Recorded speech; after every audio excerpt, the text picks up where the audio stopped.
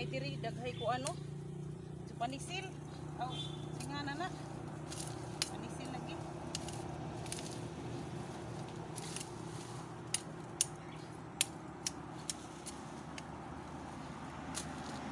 Hello, good morning everyone. Mga kasisi, mga kalods, mga kalula. Na sikay-sikay ta aning mga debita karon. Tanom taog. Lagot mon. Kalibre ang tirada direng dapita. Karlang istarin. Kugita mga kalula, mga kalods, mga kasisi para makuha-kuha na tong kalisod karong kahimtanga. Munagingon ang kakugi mao isulbad sa kawadon sa isa ka pamilya. Tanom-tanom ta sikay-sikay. Lami ni diring dapita mga kasisi, mga kalods, mga kalula. Kay tabunok pa kayong lupa. Tabunok kaayo. Daghan kay gwati, humok ang lupa nya. Dili siya ugahon kay buhanginon.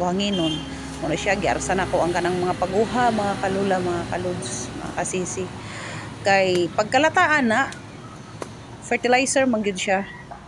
Magtapok ng mga wati diha kanang ilang tai sa wati munay mahimong fertilizer pohon. Walay mahitabo nga sunog dirang dapita. Dili ko magsunog-sunog kay para dili manglakaw ang mga wati kay initan man na sila. So ang mahitabo kung magpaaso-aso, bunot lang kanang portion nga batuhon diha dapita.